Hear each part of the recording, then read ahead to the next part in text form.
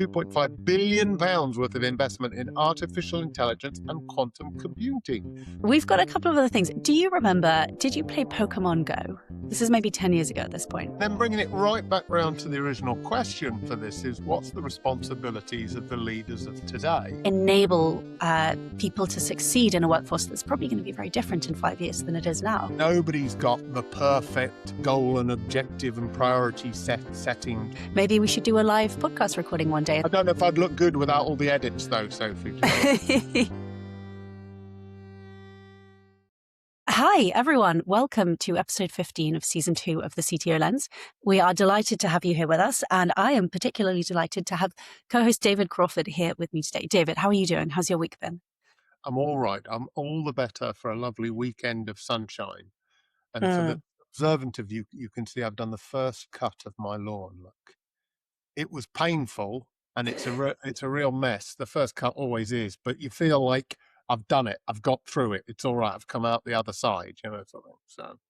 Oh, I'm envious. I was actually voted down. I have a sort of 2 by 3 meter patch of concrete that I wanted to rip up and turn into grass, and I was absolutely voted down by everyone I've ever known who's ever touched grass. And so I don't even get to mow my AstroTurf, which is I'm very jealous of you.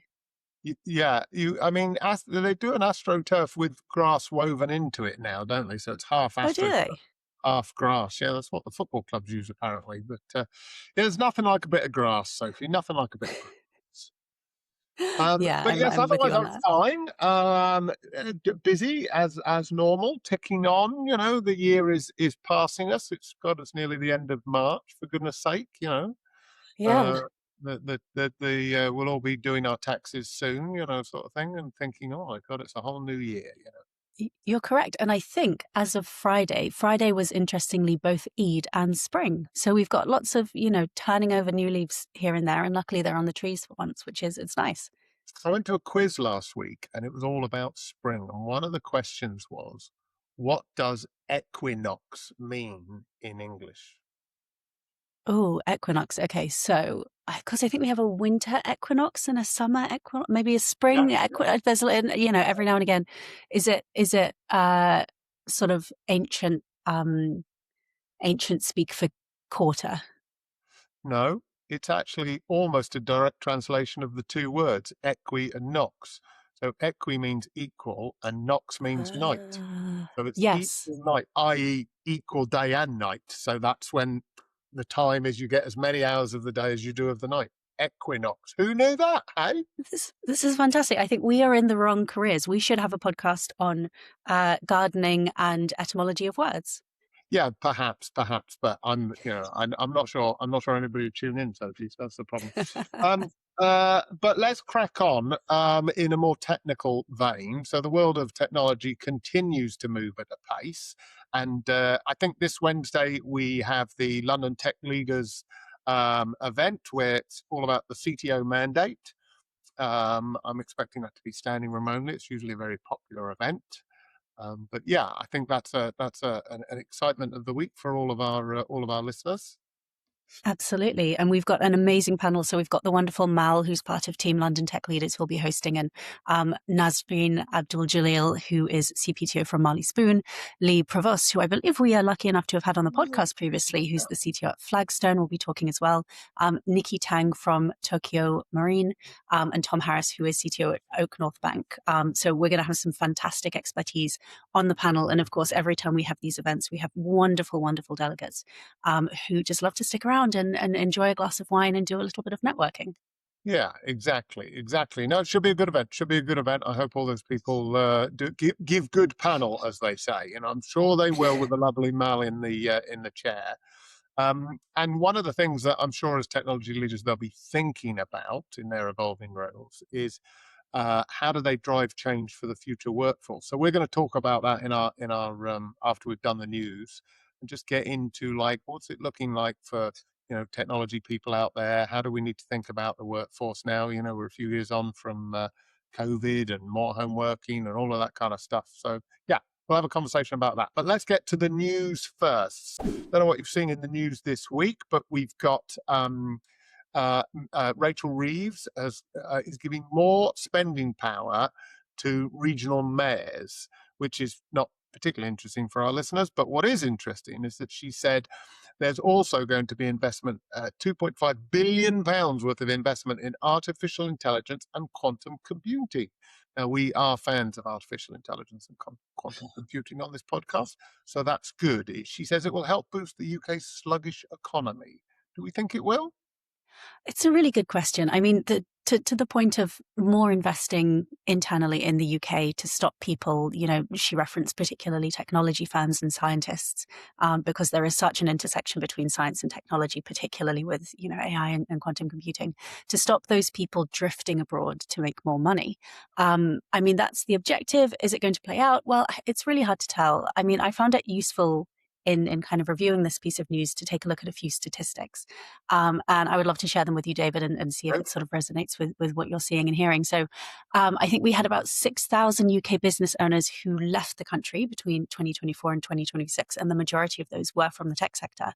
Right. But what we also had was about just over 3,000 who moved to the UK. So we had a net loss of about 2,700 entrepreneurs, which is a little bit worrying. You never want to have a net loss when you're talking about, people coming, starting companies, innovating, really stimulating the economy. But actually 1 in 5, so 20% of the UK's fastest growing startups have been surveyed, and have said that, we might actually move abroad within the next couple of years. And certainly from my personal experience, speaking with smaller companies, they're doing really exciting things. A lot of people are saying, well, inevitably we're going to need to go to the US at some point. But actually 85%, so a vast majority of them still really want to stay in the UK. But they feel blocked by, funding. There isn't that much capital availability in the markets at the moment. Regulation is cited as a challenge, and of course, talent issues, hiring the best people. Is this what you're seeing as well in your circles? Yeah, a little bit. I'm not seeing a massive migration of talent, but I don't know. Maybe it's because of my age a little bit here, right? A lot of people I bump into, my peer networks are sort of similar ages to me. They're probably settled into their UK lives with families and stuff like that. But maybe the next generation coming through are just like, yeah, I don't care where I live in the world. I want to be wherever the opportunity is, right? And it's much easier to be anywhere you want to be in the world these days. So I can actually see people doing that, going where the money is, going where the innovation is, all of that kind of stuff. So I don't have a problem with that. It's nice that we're investing 2.5 billion. That sounds like a chunk. So hopefully that will come. I wonder how it will be played out. I wonder whether the distribution out to these mayoral, can't even say that word, right? Provinces, is that going to dilute it too much? Should it, let's not put it in London. London's got enough, right? But should we put it somewhere else? Should we dump it into another large conurbation and get it all focused there? And then at least people wouldn't have to leave the UK. They could just go to Dudley or wherever we put the money. Do you know what I mean? Yeah, it is. It is interesting, and that does seem to be the major relationship between this regional funding opportunity and kind of technology to sort of unlock these areas where actually there isn't so much investment outside of London, but there's a real opportunity.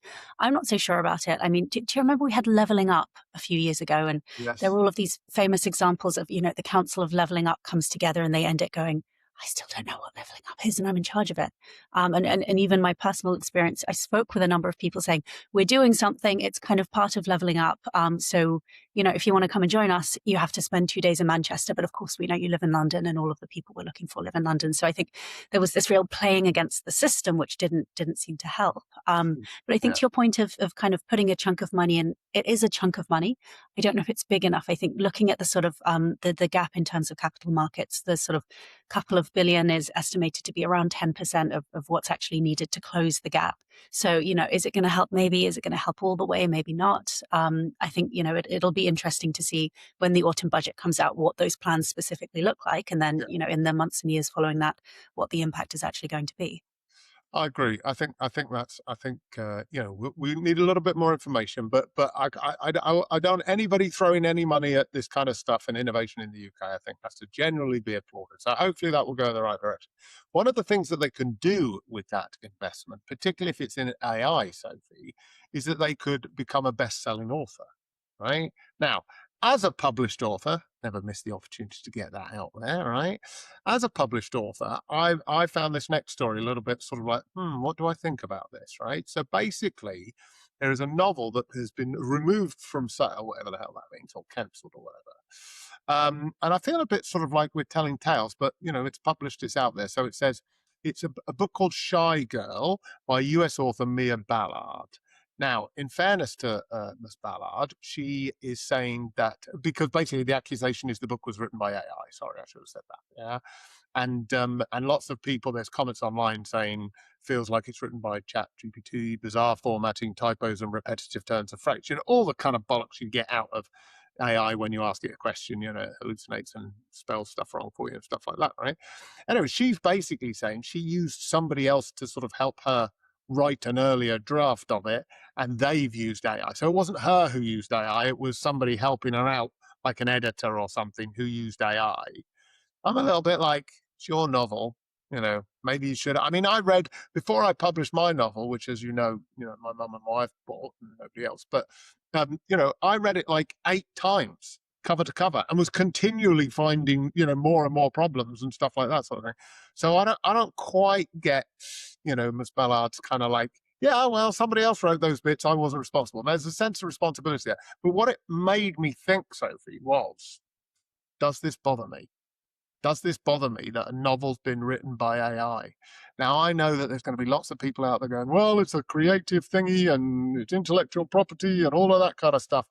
But you know what? I sat down to write an industry book recently, and I went straight to Chat GPT, right? Straight to it, sort of thing. And I was like, right, here's what I want to say, put this into a structure, do all this. Now, it's still going to be my thoughts. And if I was writing a novel, I still have to have the kernel of an idea, and I'd have to kind of scope it out and stuff.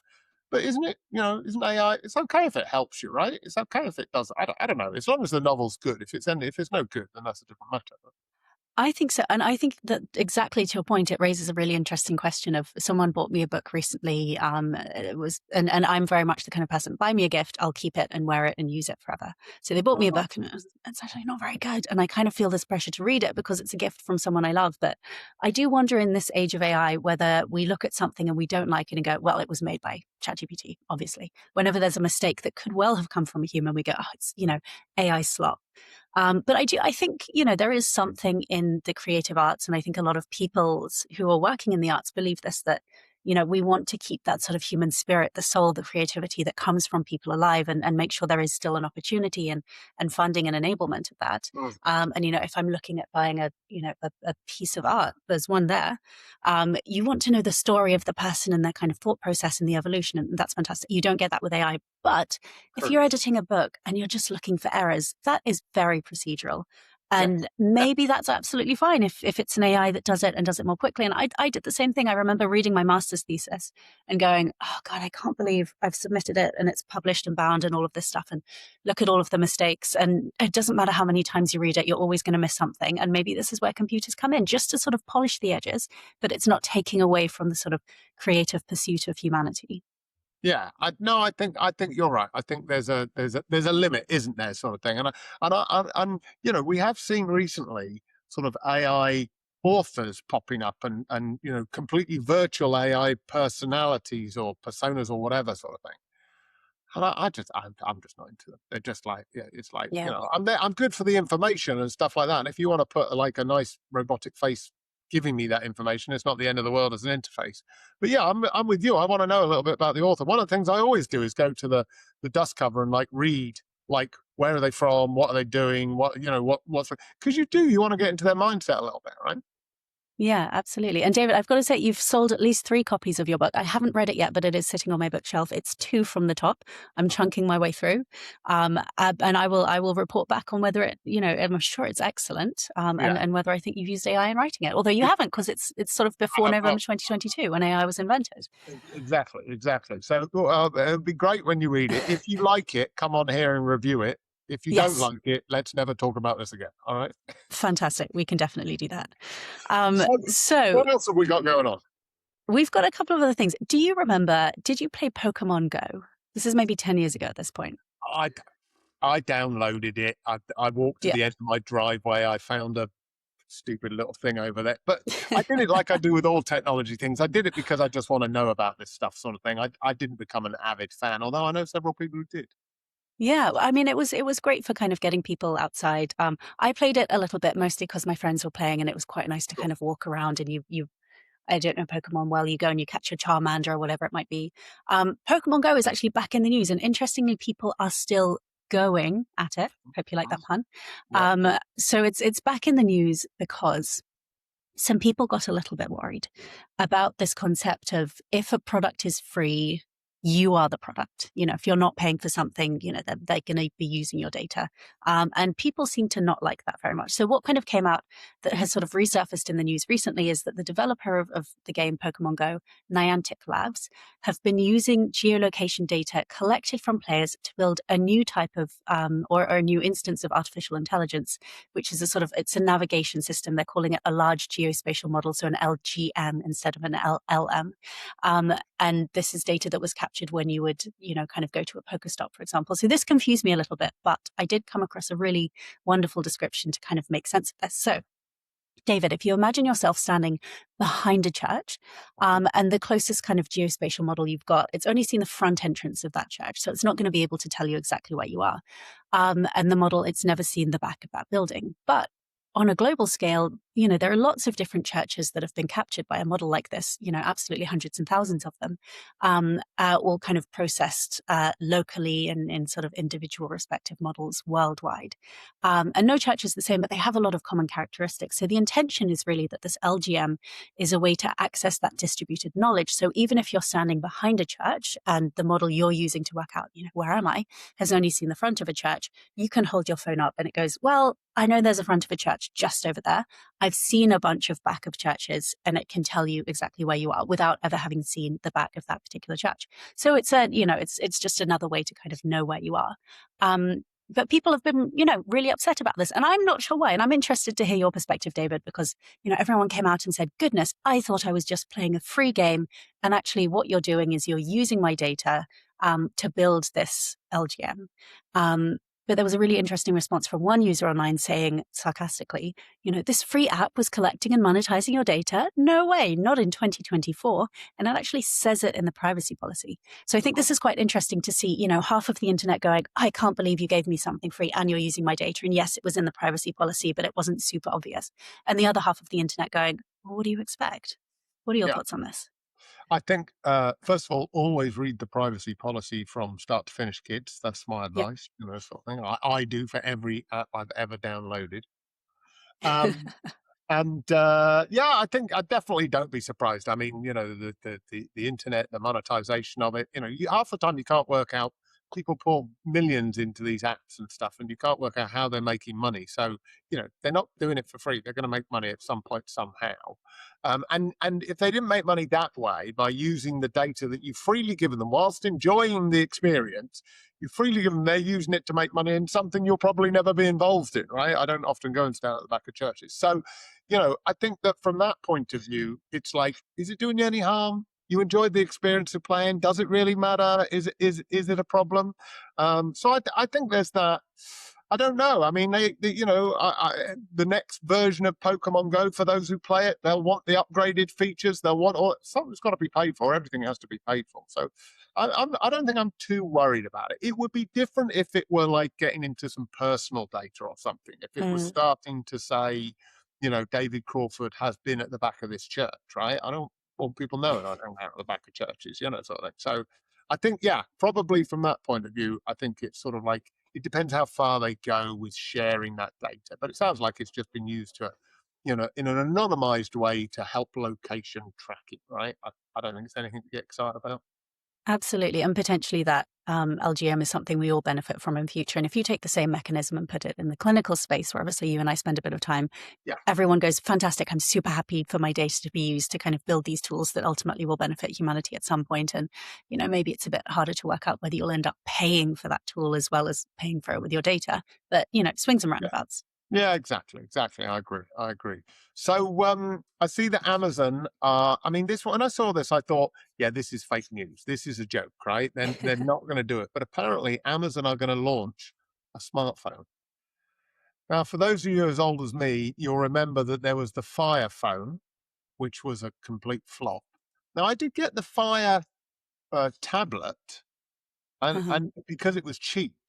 I use the Fire tablet exclusively to download films so that I can watch it on the airplane when I'm going on holiday. That's it. Yeah. It was cheap enough that it was like worth doing it just for that sort of thing, rather than watching on a small device, But the phone version of that just went nowhere. I mean, I'm not sure I ever even saw one, if I'm honest. But they were a big flop. But anyway, Amazon's moved on, and there's this new phone. It's not, the phone isn't called this. The project is called Transformer. Now I'm thinking, Transformer, is it a phone that moves and flexes and bends and turns from one thing into another, sort of thing? Maybe it's going to start as a car and then become Yeah. an Amazon phone. That'd be kind of cool. It's focusing on AI integration, no shit, Sherlock, Alexa features, and mobile personalization. I mean, do people even say mobile personalization these days? It takes a picture of your face or your fingerprint. It knows who you are. You're checking your email, your bank. I mean, the whole thing's personalized anyway. So I'm not sure the marketing team have worked hard enough on this so far. But we'll see what happens. But would you change? What ecosystem are you in? Are you in the Android or the iOS ecosystem? For my sins, I'm very much in the iOS system, and I have a few friends who use Android and say, "Can you take a picture on my phone?" And you go, "Well, I can try." Yeah. I'm with you. I mean, I think the marketing team haven't yet got to this. I think from my read of the news, it's a little bit of a leak, but I mean, even internal marketing is important, and obviously, Amazon is very much known for, you want to pitch a product or a product feature, you build that press release as your kind of first port of call, and then you work backwards and work out what are we actually going to build.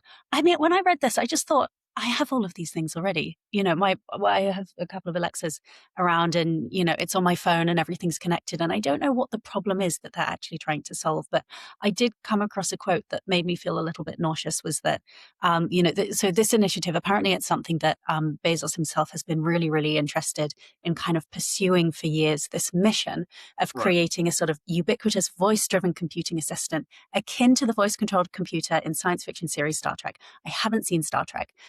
But I can, you can imagine. You haven't seen Star Trek at all? I haven't seen Star Trek at all. I've seen parodies of it, but I haven't seen the real Star As long Trek. as you get the idea of Star Trek. I get the, it's like, in space, Scotty. and yes, beam me up, Scotty, exactly. But the quote that I came across that made me feel a little bit queasy was, Bezos has envisioned a smartphone that had shopping at its core, which just makes me want to jump out of my skin, this concept of, it's not a problem that people are facing, and we need to kind of think about how technology can address it. It's just, how can they make more money? How can we kind of take this concept of spending money and build it into the thing that's, in your pocket, on your person, more or less 24 hours a day. So it's a chance that it's something that's in the direction of the Amazon buttons that I think, I never had one of these, but I think they had a while back. You would put a button next to your, where you store your loo roll, and when your loo roll runs out, you press the button, it just sends you some more. I never saw that. Thank goodness. Yeah, it makes you feel a little bit, I feel like I'm just a pawn in the kind of revenue generating strategy of one of the biggest consumer focused companies that there really is. So I'm not a fan of it, but I think, let's wait to see as the technology is developed and when it comes out, what there actually is to it. Because, as mentioned at the moment, it seems like this is a few employees internally who are going, gosh, there's this exciting project I can earn a little bit of money by talking to the news about, but maybe hasn't taken shape just yet. Perhaps the only potential silver lining that I can see in this is that part of the leaked report says they're considering making it like a dumber phone, so a bit of a light touch, cheaper, dumber phone. And given that Samsung and Apple are just driving up the price of their devices all the time, maybe there is a market for that. Maybe there is a market for I mean, there are other phones out there, of course, already, but at this sort of scale. With the investment they can do and stuff like that. So maybe never say never, right? I'm locked Never say never. System as well. Will I change one day? I don't know. But then Apple know that, right? That's part of the drug. Yeah, right? Yeah, it's a very good point. Right, and we have one last piece of news. This is my candidate for silliest tech news of the week. Oh, go for it. Okay, David, I would like you to take a guess. So who is suing who? Other than, Anthropic is suing the Department of Defense. We've spoken about that. We've got a load of teens and parents who are suing social media companies and OpenAI. Who is suing who this week? I'm going to go for cats are suing their owners. Is that a good one? I mean, as someone who has a cat, I would not be surprised in the slightest. It could be cats are suing their owners, but there's another example, which is Encyclopedia Britannica and Merriam-Webster. I think Merriam-Webster, owned by Britannica, have filed a lawsuit against OpenAI. And there are kind of three major prongs to this. So first of all, there is the fact that Britannica, which owns Merriam-Webster, as mentioned, retains the copyright to nearly 100,000 online articles, which OpenAI have been scraping in generating their LLM. So this is copyrighted. They haven't kind of paid to access them or use them, but they haven't, and Britannica's not too happy about it. It also has accused them of violating copyright laws when ChatGPT generates outputs that contain full or partial verbatim reproductions of that information that has been scraped. So they're saying, we have written all of these, I'm assuming it's definitions of words, and you're just parroting them, and you're not allowed to do that without kind of permission or paying. But really interestingly, a third part of this is that Britannica has alleged that OpenAI is violating something called the Lanham Act, which is a trademark statute, when it generates made-up hallucinations and attributes them falsely to the publisher. So not only is it saying, well, they said this and I'm going to give it to you and I'm not going to pay them to kind of use this particular piece of copyrighted copy, but actually I'm going to say they said something that they didn't say. I think this is absolutely fascinating because to me, it raises questions of who owns words and definitions of words. And, how many people have started a wedding speech saying, Merriam-Webster defines love as ... And you've got all of these copyright lawyers waiting in the wings to take them down. I think that the second piece is, this concept of hallucinations and kind of made up quotes and attributing them falsely to a publisher.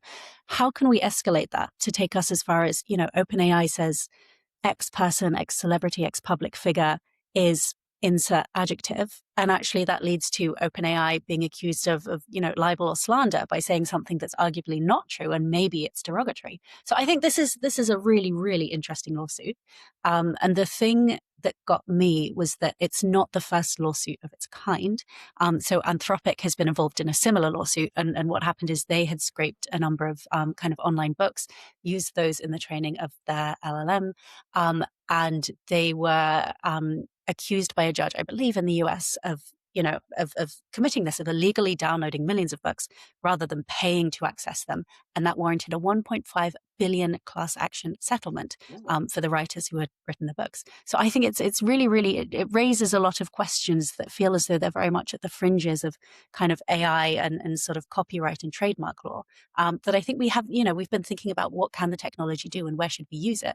We haven't been thinking as much about, well, where is it coming from and how does that impact on the way that we deal with, copyrighted material currently? I mean, it is a difficult one for any of the industries which generate something, whether that be words and therefore stories, books, etc., whether that's music, it could be recipes, whatever it is, wherever some element of, creativity has generated something, and then it pops into an LLM, and you can't sort of say, well, they shouldn't have put it online, serves them right, because it's like, well, that's where their audience is as well, something. BBC Good Food Guide or whatever it is a regular haunt of mine on a weekend, to go and get a recipe for something. But at the same time, there's a little bit of me which is like, well, I think it's how they present it. So I think based on what you just said, they're not necessarily representing all of the Encyclopedia Britannica or whatever in one, here's the Encyclopedia Britannica, right? I think they're taking snippets from it and stuff like that. I don't know. Is there a way of crediting people? I mean, the music industry has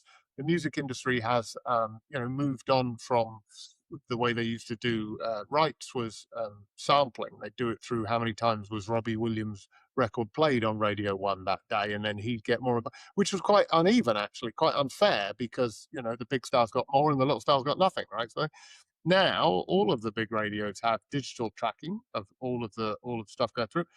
This is AI. They know the source where they got it from. Is there not some kind of payback, just kind of like we use it. Somebody was interested in this. We shared it with them. We're going to give you a penny or what? I don't know, something. These guys are all going to make millions and kabillions out of it, right? So maybe we need the fair trade version of AI. How's that? That's what you heard it here first. Oh. Fair trade AI, right? That's what we're looking for. I love that. There's a little logo with a robot holding a leaf or something like that. No, Yeah. I love it, and it's a really good point because one of the quotes that came out of the article that I accessed on this was ChatGPT starves web publishers like Britannica of revenue by generating responses to users' queries that substitute and directly compete with the content from publishers like Britannica. So I do, if and often when Mm. I use ChatGPT and it gives a little kind of link to where it's got that thing from, and you click on the link and go, okay, I'm going to double check it, but you don't always click on it. So yeah, maybe there's a sort of revenue model in there. But again, I think it to your point of BBC Good Food, if I use a BBC Good Food recipe to bake a cake and I sell that in my cake shop, and is that directly competing with someone else going to BBC Good Food and making their own cake? And it feels to me like it gets a little bit convoluted a little bit quickly. It So does. Let me ask you a question on the revenue model, Sophie. Have you ever used Wikipedia? yes. Right. I've used Wikipedia extensively for the last 20, 25 years, right? Just comes up all the time as natural search, got lots and lots of information from it. Mhm. Wikipedia for the last 6 or 7, 8 years, once, maybe twice a year, they'll probably say it's only once a year, put up a little thing that says, sorry to Yeah. interrupt you, sorry to ask, but we're going to crash and burn if you don't give us a donation, sort of thing. Now, I don't always donate, but once a year I do donate. Not a massive amount of money. I'm not going to fund them just by myself. I assume other people are doing it as well, right? So, but I do because I think, yeah, this is a valuable resource for me, so I'm gonna pay for it. What do you have you ever clicked that link? Do you know, I think I have once in my lifetime, but to your point, I use and if you want to sponsor us, Todoist, I think you're fantastic. And I recommended you to a number of people. It's this kind of online, it has a web app and a mobile app. It's a to-do list thing. And it's functionally the same as like a notes app, but actually their freemium product is close enough to their paid product that you really don't need to pay for it. I do pay for it because I love the tool so much that I will do something to prevent them from going under, which Uh, sounds as though it's what you're doing with Wikipedia, that I like this thing. yeah, I know that I don't have to pay for it, but if I don't pay for it, it might go away. And so I will pay for it. that's valid. Um, That's yeah, valid. which is an interesting business model because you're always going to get people who say, well, I don't have to, and therefore I won't. And, then it means people like you and me, we're sort of funding their share as well. But if we're happy to do it, then we're happy to do it. We are, I think, probably as somebody who works in technology and is privileged to earn a large amount of money, but therefore pays a large amount of taxes.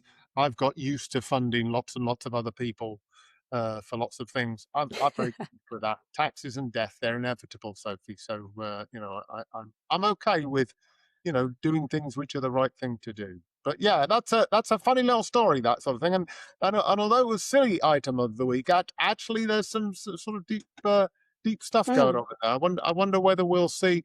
I did hear of an organization, a rights organization across, I think it was TV and entertainment, where a whole bunch of them were going to come together in a group and like mount legal action against the open AIs of this world. I don't really know where that got to. I don't know whether the technology has outstripped their ability or something. But yeah, digital tracking can't be beyond the wit of man to make this a bit of a fairer space. So let's see what happens there, Sophie.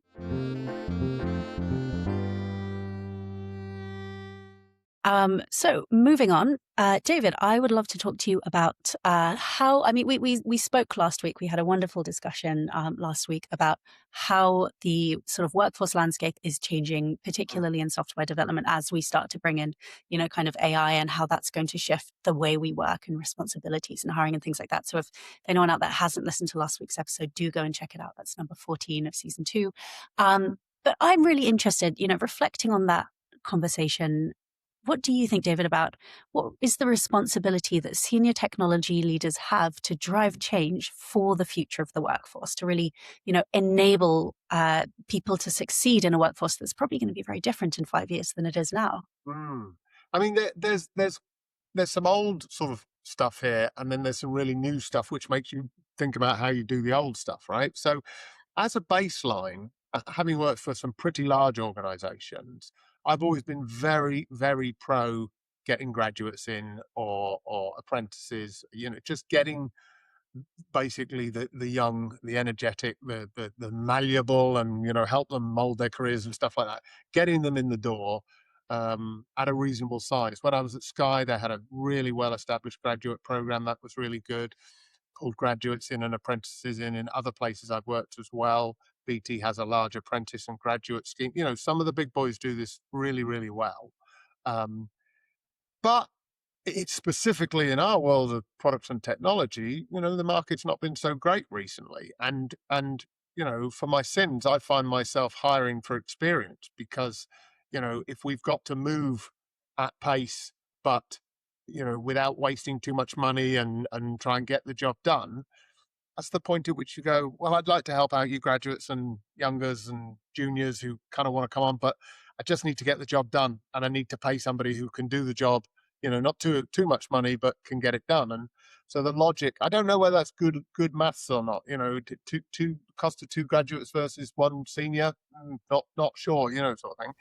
Now, that's always been a bit of a philosophy, but as we were discussing last week, the landscape is changing, AI development and stuff like that. And suddenly you're getting people who, well, first of all, they're not even going to university because they don't need to, right? They can just start learning from school age, to do development and stuff like that, using AI coding tools or low code, no code type platforms, etc. And so actually maybe that's going to put a dent in the graduate program, but might bring on the apprentice or the junior sort of program a little bit more. And then it depends how quickly. You always need experience, of course you do, for a variety of things, but it depends how quickly they can really get up to speed and be productive. And with AI, it seems to be quicker than previously, right? So I think that's going to have a dynamic on how technology leaders think about at what point in the life cycle of a company they get that younger, newer, fresher talent in. What's your thoughts here? Yeah, I mean, I have a lot of different thoughts on this. I think, particularly thinking about the role of senior technology leaders, senior technology leaders are the custodians of opportunity. So it's, this responsibility sits with those people. And, choices that we make now are very much going to impact, where are the strengths and where are the gaps that we see in the technology workforce in the next, 5-10 years or what have you. So I think it's a really difficult question, kind of optimizing for this sort of short-term productivity. The way the market is at the moment, it definitely feels like you'll sit down with a company and everything really resonates and they kind of get, you're absolutely the kind of person we'd want to hire. But we also met someone who they can just do it. They can come in tomorrow and they can start doing it. And so it's like kind of, are you investing for the long term? Are you investing for the short term? And there's no, in my perspective, right answer to this. It depends, is your company very much in the red zone where we just need to ship right now, or we have an existential threat? Or are you in the sort of blue zone where you say, okay, actually we're doing pretty well. We can start to think a bit more long term and a bit more strategically. So that's really something for any individual company to reflect on. But I do think that to the extent that we are potentially short-term minded, there's this risk of really shrinking the pipeline of future talent. And so I think that sometimes creates this responsibility to deliberately and intentionally create space for, less experienced people to grow, even if it's not the most efficient choice in any given moment. Again, don't invest in a very long-termist mindset if actually that means that your company is not going to exist in the next 6 months. And of course, something that you and I are both very interested in is this sort of intersectional diversity aspect. And sometimes being short-term minded means that you're more likely to hire a particular demographic of person. And that kind of, creates an imbalance in the space. But I mean, to your point of this question of, can we risk graduate hires? I think there are two things that come up for me. One, I was listening to, I don't know if you ever follow the Acquired podcast, and they have these sort of 8-hour episodes of, okay, here's the history of all of Google and go into kind of full depth. The company Epic, who is arguably one of the leaders in the electronic medical records market alongside Cerner, has a really, really interesting process. They vigorously hire graduates. They basically exclusively hire graduates, very much mold them to the Epic way of doing things. This is in Epic, this is how we write an email, this is how we write code, et cetera, and then they cull the bottom third. So they're kind of creating these almost, and this will sound unkind, but almost these robots that are just going to do it the Epic way. The Epic way is arguably very successful if you look at how they've performed as an organization. So they don't necessarily want people to come in and say, well, I'm going to be a long-term person, I'm going to change the way we're doing things. They want someone who is, as you say, young and malleable and can be really shaped to their processes. But I think there's this interesting risk of, if we hire people, if we kind of skip that graduate level, And, one reason to do that is that, well, we've got AI, so we don't really need people who can come in and do the grunt work for a couple of years. We can just, kind of have someone slightly more senior using AI. What we can potentially end up with is this broken ladder, which means we don't have any juniors.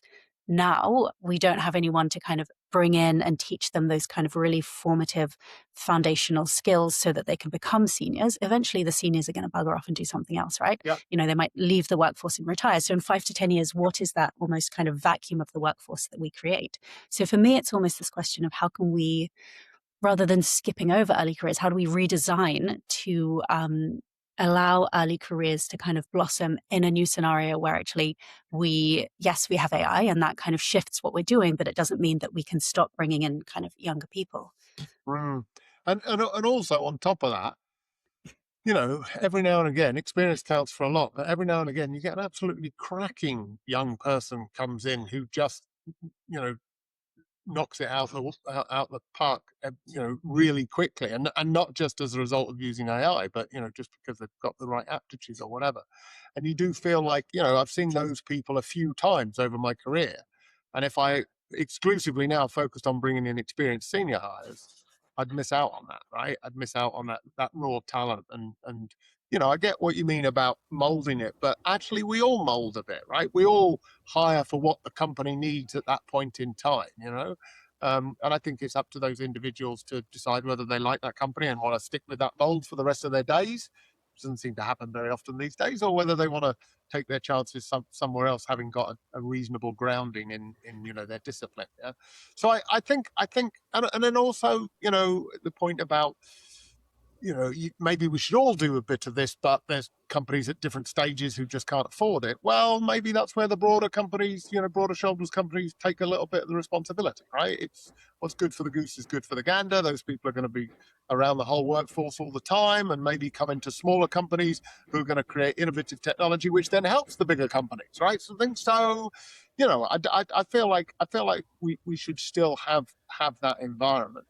But then on top of that, you get to the whole COVID effect, right? And we're seeing in schools that the COVID kids, as they were called, seeing where they're now going through the cycle, right?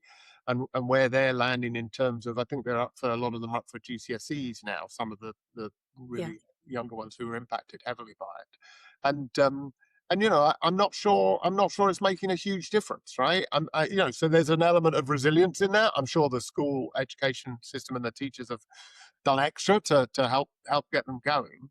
But this remote working, has it made the up and coming people miss out on those moments where you're with a senior looking over their shoulder in a room, writing on a whiteboard, something like that? And do we need to double down on that? Do we need to catch up on the years that we've missed out for the last few years? That's an interesting thought. It's a really, really interesting thought. And I think as we start to see this shift away from these, slightly more executional junior roles, we're going to see more of an emphasis on certain sets of skills. I think judgment is going to be one of them, the systems thinking, how do we bring everything together? But I think human skills is going to be a really, really big part of this. And we were speaking about it at our most recent London Tech Leaders event around International Women's Day. What are these kind of skills that historically referred to as soft skills? I think we want to rebrand them as human skills so that they sound as important as they really are. But yeah, who are the children who during these really, really formative years when you're normally building those kind of social interaction skills and kind of team working and collaborating and genuinely listening, often, that there's a big overlap between the kind of AI area where, maybe it's less teamwork and more, I'm just going to put this question for my essay into ChatGPT and see what it comes up with, and a reliance on technology. What is the impact that we'll start to subtly see emerging as these people start to enter the workforce? If they're doing GCSEs now, it sounds as though it's a few years off, but it'll be very interesting to try and spot those, what are the subtle signs of, are we doing well in terms of human skills, or have we actually lost something in a particular generation in time? And then bringing it right back round to the original question for this is, what's the responsibilities of the leaders of today? What should they be doing? And you could look at it, from a sort of societal good impact. These leaders should be thinking, yes, we've had a bunch go through COVID, remote working, turbulence in the economy, all these. We should be making sure that we're preparing the workforce of the future, make sure they feel comfortable, safe, flexible working, all of that, do things that matter to them, blah, blah, blah, blah, blah, learning, education, right? But actually, forget all that for a second. If you want to exist as a company, if you want to make money as a company, if you want to be successful as a company, to your earlier point, you better look at succession, right? Because all your experienced people are going to be walking out the door to retirement, a better life, emigrating to Australia, who knows, right? Something, but you've got to look to that succession and make sure that you're planning the future of your business and making it fit for the talent that's coming through. I learned a long time ago, because I'm a little older than you, Sophie. I started out life where you turned up to work in a suit and a tie, and you sat down and you got on and you clocked in. This is office working, right? Clocked in and you did your hours, and you were diligent and you were respectful to your leaders and all that kind of stuff, right? So I think all seems very, very old, yeah. And then as I moved on and became a manager and then a leader over time, used to do things like buy pool tables or ping pong tables for the staff, and hold like socials at lunchtime and pizza sessions and all that kind of stuff. And I can remember coming home and talking to my wife and people similar age to me about it, and they were like, "Why'd you put up with that shit? Why you don't believe in any of that. You believe in turning up and doing a good day's work, right?" I'm like, yeah, no, that was my experience as I was introduced to the workforce. You turn up, you get paid, you do a good day's work. That's how it works, right? But actually, it's a case of because they won't turn up, right? Now, that might seem like we're being held to ransom, but that's in an environment where they've got lots of choice. Now, that's flipped on its head recently, right? There's not so much choice in terms of jobs just because of the global economy. What are we going to do? Take the pool tables away? Make them work harder? I don't think so. So you just have to respect that new generations come through and different things matter to them and different things are important, and the way of working is important, the environment, the flexibility around it. And I'm like, just because it wasn't what I did when I first entered the workforce, I want our company to be successful. And therefore, I need to be adaptable as a leader to the workforce that's coming through, as well as coaching them in the right direction and all that kind of stuff. Yeah, it is interesting, and I think we read a lot about Gen Z attitudes, and I'll forget the age ranges, but I think Gen Z is now sort of entering or starting to enter at least the workforce, and it sounds as though there is a real, I was about to say apathy for work. I don't think that's true. A real embracing of, as a human being, we're not just work machines. And I think that's quite different. I remember joining my first company kind of coming out of academia, which is, quite different to industry and the startups and scale ups and technology that we work in. And they had the ping pong table and they had these little kind of Nintendo 64, whatever, sit down and play with it. They were in the office, but you weren't supposed to play with them. You were supposed to come in and work. And so maybe have we gone sort of swings and roundabouts as you say, as the market changes, and are Gen Z going to come in, and we'll just actually have to be aware of the fact that, they feel differently about it, and what can we do to, for a lack of a better term, make the most of them and their contributions to the broader objectives we have as a business without pissing them off. But I think sometimes we can challenge those attitudes. I worked with someone who, when the fires were happening in Australia, this person was not Australian and affiliated with Australia at all. They sort of wrote in and said, "I'm going to need to take a week off work because I'm just so stressed about these fires." And you sort of go, okay, well, we probably need to talk about building resilience in that context. But it's, who is right? And ultimately the question is, how can we take whatever attitudes exist? Can we shape them? Can we work around them to, continue to drive forward business and innovation, and as part of that, the economy? Yeah. And I think that person was probably taking the piss a little bit, Sophie, if we're honest. But Yeah, I think you're right. I think actually, the more I see of Gen Z and millennials, don't forget that I'm Gen X, right? So I'm looking at millennials and Gen Zs and seeing a different generation of workforce, right? I think actually they get a bad lot, right? I think we need to be a bit more understanding, and as a leader, if you're not going to understand your workforce, then you're not going to get the best out of them, which was the point you made a minute ago, right? So it's about that. Nobody should be taking the piss, and occasionally you might need to have a conversation with somebody to align them, but that was ever the case, right? Somebody was always taking the piss at some point. I'm sure I took the piss once or twice, Sophie, God forbid. Yeah. But that was a good chat about the future generation of workers coming through and how leaders need to shape up or expect to have to change to accommodate them in some way to get the best out of them.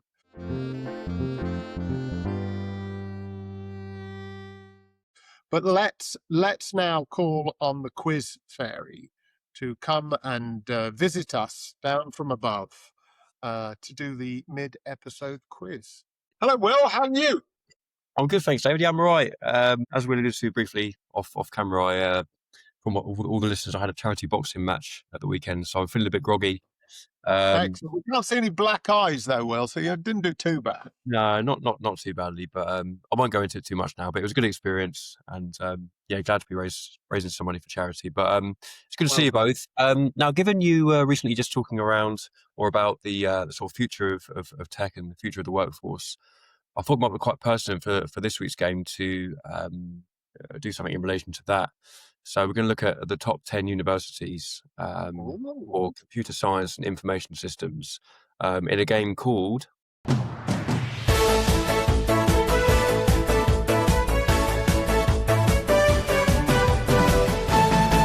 Name that university. So this week's game, as I just sort of related to, is we're going to ask you to try and name the top 10 universities for computer science and information systems in the UK. This is a Guardian ranking, and it was produced at the end of last year, so it's hopefully most up to date as possible. And these, the classifications are things like satisfied with teaching. It also has a Guardian score in there. Satisfied with feedback. Those things are out of 100. And then like continuation, so like people carrying on for the second year, that type of thing. How it will work is I'm going to give you 3 lifelines each. So if you get a question or an answer wrong, in terms of the universities, and you lose a lifeline. So yeah, we'll try and name the 10 if we can. I'll work out points at the end, but essentially it'll be a point per answer, if that makes sense. I think I'm going to struggle to name 10 universities full stop. Yeah, I think it's not the best game for us, given we forgot completely about Birmingham the other week. But let's see how we go. So you both go. Didn't you went to Bristol, Sophie, right? Yeah. And did you go to university, David? I did not go to university. Okay. Neither. Well, I did actually for a year, only for a year. Was that because you didn't need to at that time? Was it more like just you can get into, like you were sort of saying earlier, your job? Clearly. Sorry. No, I was going to go to university, and then I just decided that I could get further in life in the 4 years I'd have spent at university without going to university, and thus far I have never regretted my choice. No, good. Same here actually. I went for a year, I didn't enjoy it, so I dropped out and just carried on working, and that was it really. I think it depends, different people like university in different ways. My daughter hated it, but it got her the qualification she needed to become a teacher, which she wanted to do. My son absolutely loved it, and then went back and did a master's. It's just horses for courses. Right? Yeah, absolutely correct. Anyhow, let's get on with it. So, Sophie, I'll let you go first this week. Thank you. One of the top 10 universities. Am I right in saying we're equal at the minute? We're level pegging on our overall score. Yeah, I think that we are. So this is Sophie's chance to get in the lead, right? Oh, too much pressure. Quite an important week. Okay, go for it. Okay, good. All right. Well, that's very generous of you to let me go first. So I think and we're going to kind of, I'll guess one, David guesses one, I'll guess one. Yeah, we'll go alternating, and then you have 3 lifelines. So if you get one wrong, then you lose a lifeline, unfortunately. Oh, okay. Interesting. Yeah. So I'm going to start close to home. I'm going to say Bristol, and mostly because one of my very best friends who studied computer science at Bristol and is just the smartest person I know and doing some really cool stuff, that leads me to think that it's got to be up there in the top 10. You are correct. It is just in the top 10. It is number 10 in the ranking. So Bristol is number 10. Oh, just squeezing in there. Yeah. Well, am I going next? Yes, please, David. Oh, I'll stick with local as well, and I'm going to go for the University of East Anglia, the UEA. Is not on there, unfortunately. So that's one lifeline lost already, David. Yeah, that's not on there, unfortunately. So it must be number 11. Interesting. Okay. So, I mean, normally if it was what's a good university, I would have picked an Oxford or a Cambridge, but they don't seem very computer sciencey as universities go. So I think I might say something like Imperial. Imperial College is on there, yes. Imperial College is 4th on the list. Amazing. I'm going to go University College London, UCL. Yes, that is number 9 on the list, David. Good job. Excellent. UCL is number 9. Nice. Sophie, back to you. Yeah. We don't have like an MIT or anything like that in the UK. There's no like technology specific. Maybe King's? King's College. No, it's not on there. That is not. Oh, lost a lifeline. So that is. Are you both on 2 lifelines now? I'm gonna go. Ooh, Leeds. Leeds is not on there, David, unfortunately. Yeah. So that's why Ah. lifelines are significant, because if you lose your lifeline, David, Sophie can carry on answering, right? Okay. so- I'll probably just quickly lose my lifelines, but Well, that's like saying, David, stop being so stupid and getting it up. You know what I mean? Like, thanks, mate. Maybe I'll give you a clue okay. as to some of the answers. We'll see. Oh, yeah, that's nice. Maybe on the go before losing Yeah. your last lifeline, you get a clue. I am going to say, I think this is a risk, but Warwick? Is not on there. Oh, unfortunately. okay. So you're also down to 1 lifeline. So I'll give you a couple of clues, actually. So in terms of thinking in the UK, don't just think about England as a country. Think a bit further north, if that helps. And then with Sophie, you mentioned that you perhaps didn't want to go for the obvious answers, but to help Maybe out, we should. you can. Yes. Okay. So All right, so I go. So I'm going to go all in on Edinburgh. is correct, David. So that is 2 points for you now as well. Okay. 1 lifeline. Fabulous. Then I will take Cambridge because it feels just a bit more techie than Oxford. Yes, that is correct, Sophie. Cambridge is number 2. Edinburgh is number 6, just to clarify. So you're on 3 points now, Sophie. We haven't got number 1 yet, though. We haven't. No. What is number 1?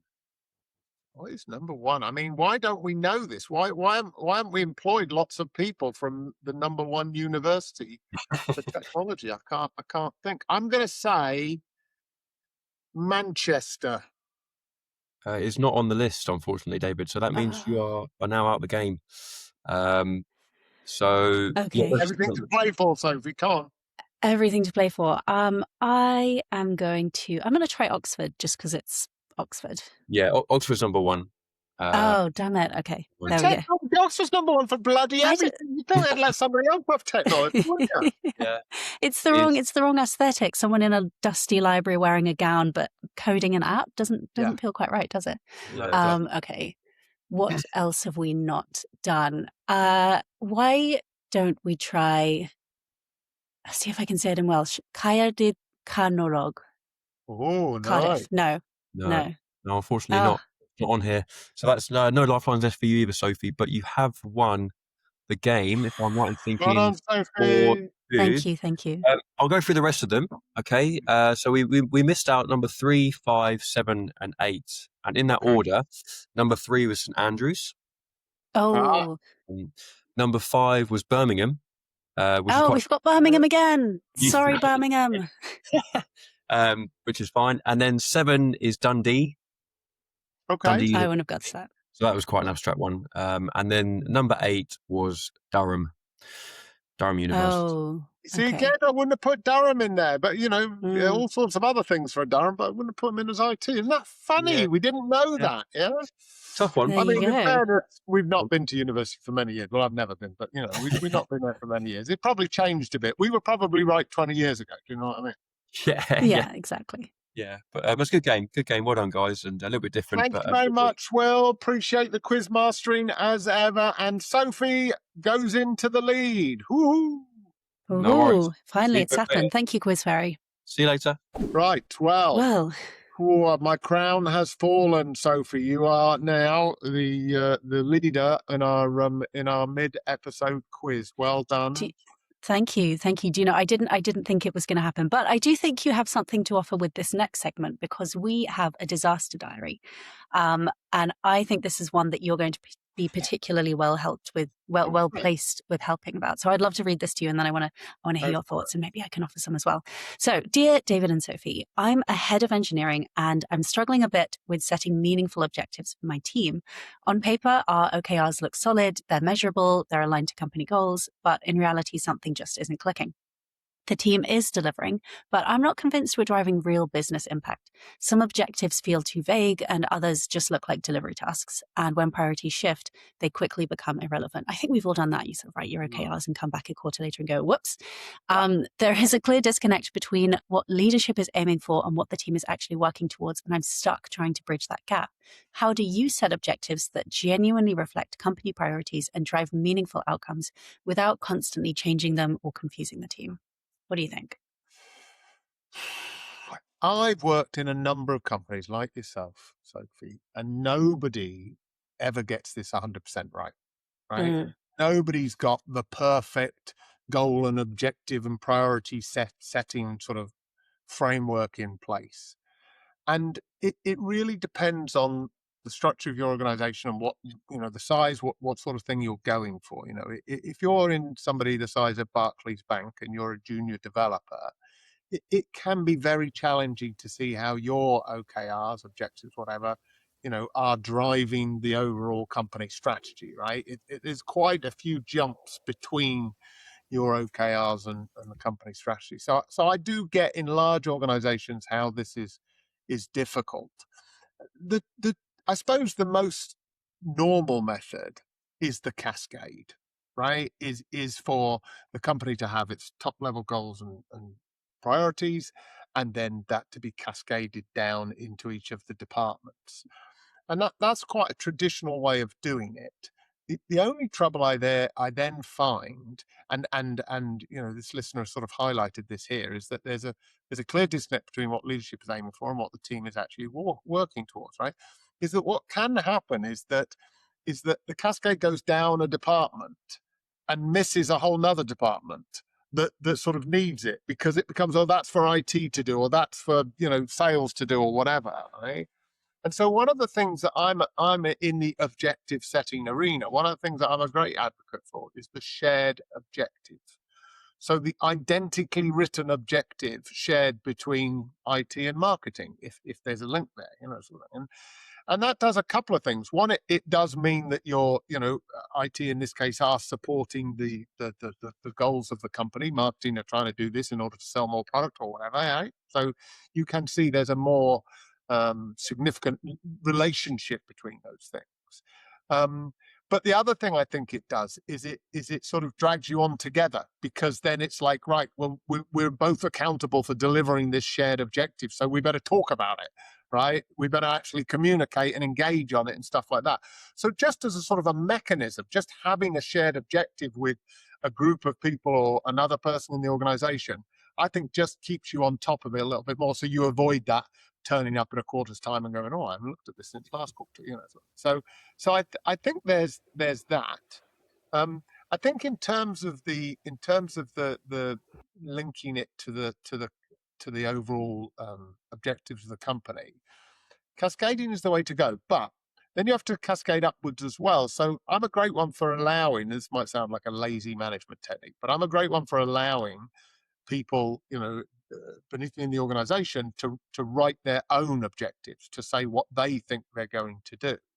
Now, I do that within a framework. So I'll set the overall priorities, the departmental priorities, and I'll usually share my objectives that I'm going to hold myself accountable to, and my boss is going to hold me accountable to meet those overall priorities. But then you let them sort of word it within there. And so I think that usually, that way something comes to life for them a little bit more.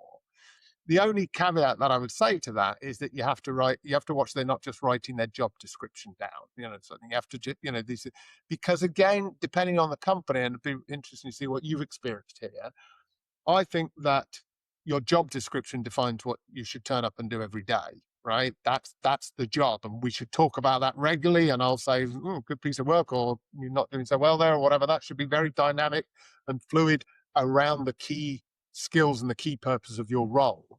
I think objectives are usually tied to something a bit beyond the normal confines of your role. It might be being part of a bigger initiative.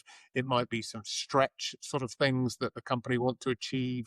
And often people get paid a bonus related to the achievement of their objectives. So you absolutely need to turn up and deliver something that makes it worthwhile paying you more money than your basic salary, right?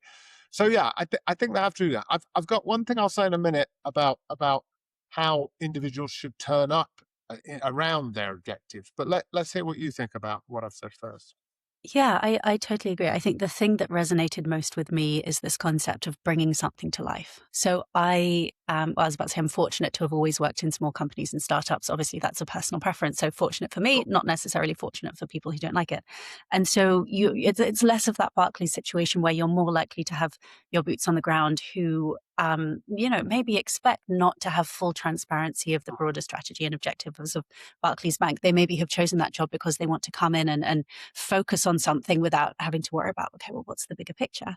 But having always worked in small startups and scale ups, you are a lot closer to what are we doing as a business, and the people who've chosen to take those roles are more interested. They want to be invested in that. Great. And so when you do have a situation where this leader and potentially their teams will be feeling this as well, have this experience of, well, I feel like I kind of know what we're doing as a business, but I don't really know how that connects to what I'm doing. It's a real challenge. And there are a couple of techniques that I've used in past to both give clarity or potentially reorientation, but also ownership is such a big part of it to those objectives. So as you say, you kind of go, okay, well, as a tech organization, this is what we're doing. And this is the slice of the kind of broader pie. As a company, we want to generate more revenue. How can we use technology to do that? Everyone's clear on that.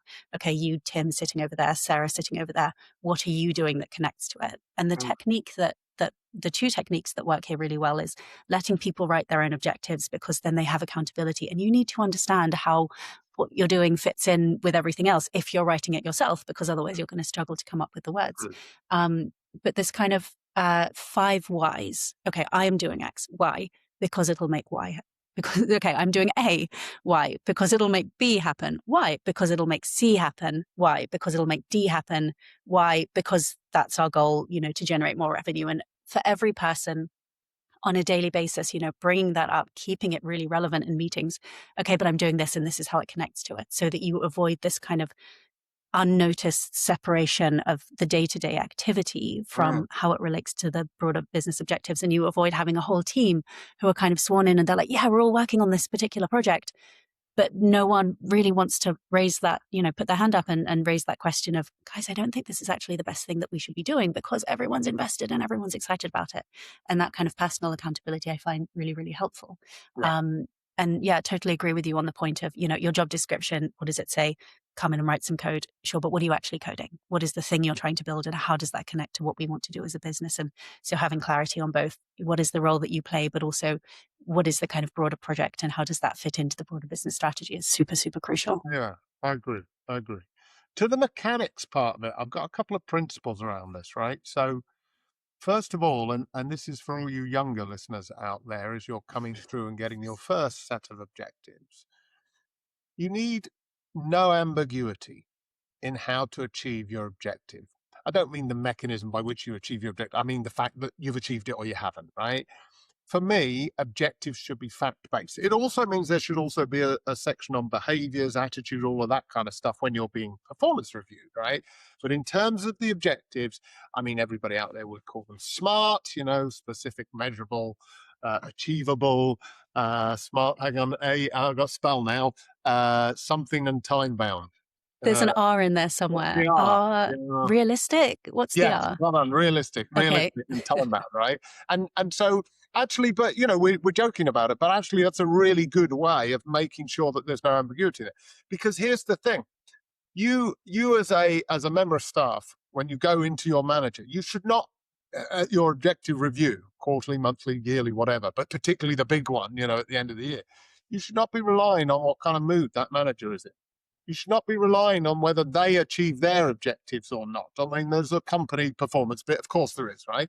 But you should be able to turn up and completely, unambiguously and factually, with evidence, prove that you've met or not met your objective.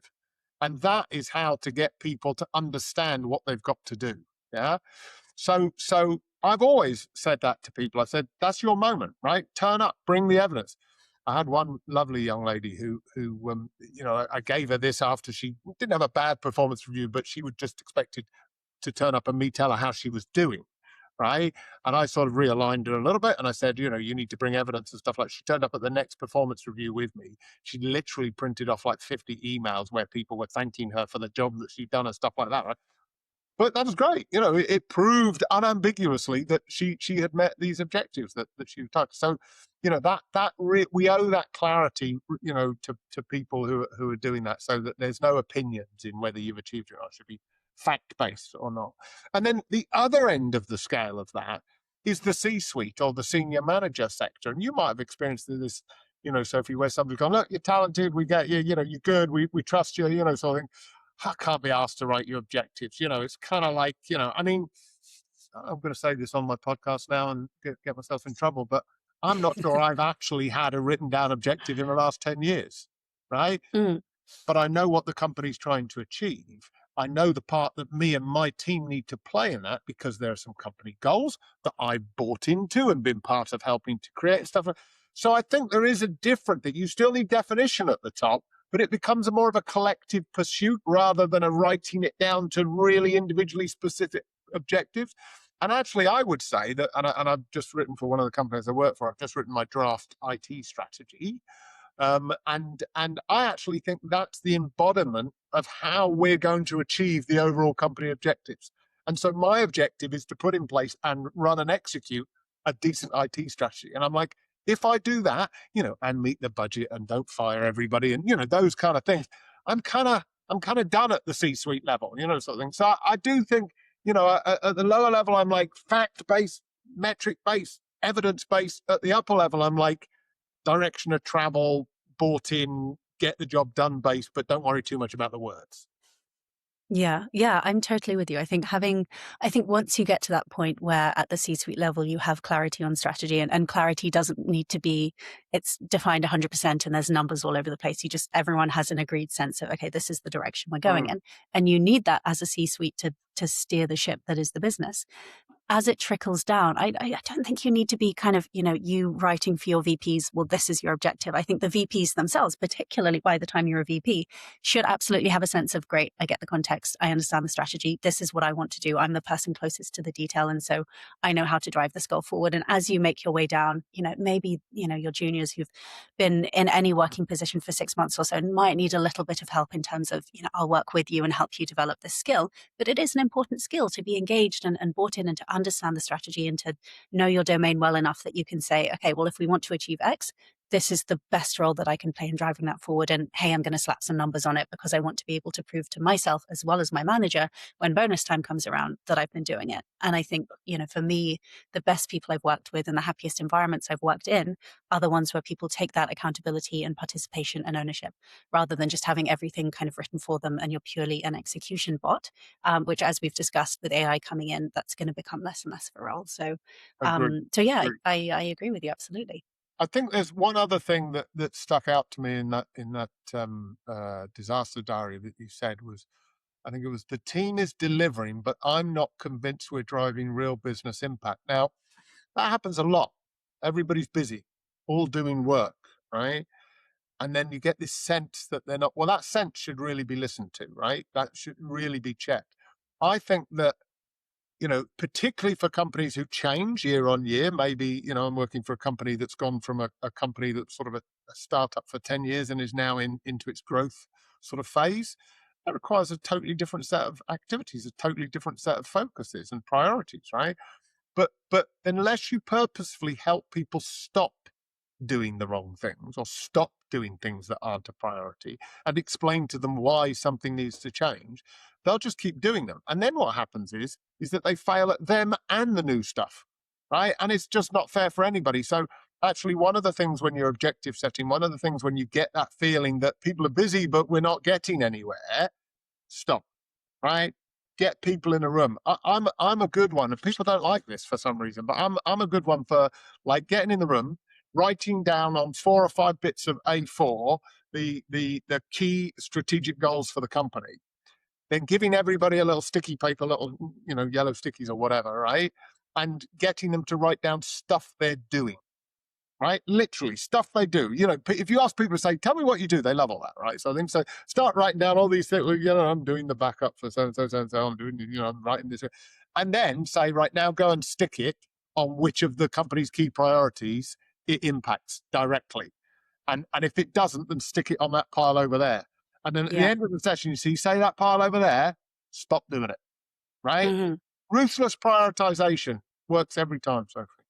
Absolutely. If it's not painful, it's not prioritization. So I'm totally with you. And I think I think it goes both ways. I think sometimes you have that activity and you sort of sit down and go, well, these are our 5 goals. We've got this big pile of stuff, but looking at this thing that's happening, we really need that to happen. Great. Add another goal, swap it for a different goal, kind of don't throw the baby out with the bathwater. I'm probably misusing that phrase.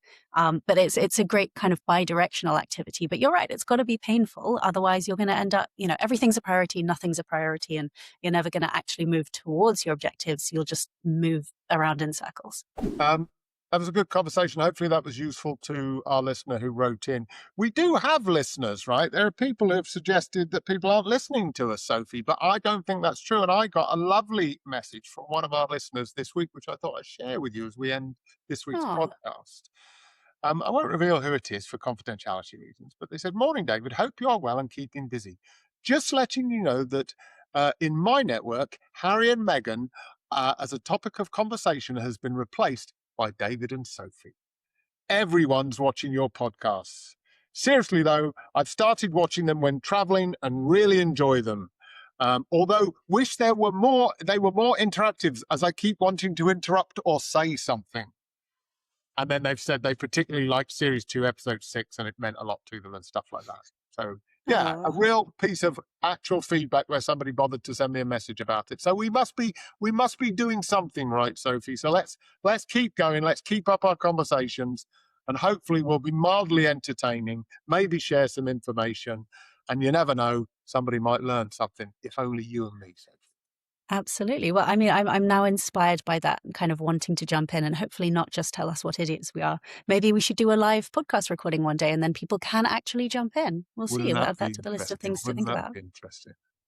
Yeah. I don't know if I'd look good without all the edits, though, Sophie. Do you know? I think you're right. I rely on a heavy edit. Amazing. Well, thank you so much for the conversation. It has been, and thank you to you, listener, for joining us all the way through. We've had a great chat today. We've spent a bit of time talking about the news and how we're seeing changes in funding and how that might support kind of retaining of entrepreneurs within the UK in the technology space. We've spoken a bit about using AI to write a novel, brackets don't do it, and about how sometimes when you're playing Pokemon Go, it's only free because they're using your data to build a large geospatial model. We've also looked at Amazon's new phone that might be coming out at some point soon, so we'll keep watching what's happening with that. And we've also had an interesting discussion that was funny, but maybe not that funny, about the dictionary suing suing OpenAI. We had a really interesting chat about, how as leaders, we have a responsibility to make sure we're supporting the workforce of the future and its preferences and how it's going to work in the context of AI and post-COVID to really blossom as much as possible and making sure we have a really robust career progression ladder, even when sometimes we feel like we don't necessarily need juniors because we have AI. We also have a mid-episode game, which I am delighted to report that for the first time ever, I am now winning. But we will, there's still a few episodes left of the season, so I think we're going to see what happens by the time we get there. And then, of course, we had our disaster diary entry where we talked about how you can write OKRs and kind of leverage objectives more broadly to make sure that you're doing what your business needs to be doing and not just producing kind of outputs without effective outcomes. So thank you for sticking with us. We will hope to see you this Wednesday at London Tech Leaders 23, which will be talking about the evolving CTO mandate. We're really excited for that discussion. And do make sure to follow us on platforms so that you can be the first to get content as it comes out. So thank you so much, David, for the conversation. It has been a real treat. I will look forward to speaking with you next week. Sounds great. When you do that summary, Sophie, not only do you do it well, but it makes me think, blimey, we covered a lot of stuff. So hopefully we won't lose all of that in the edit.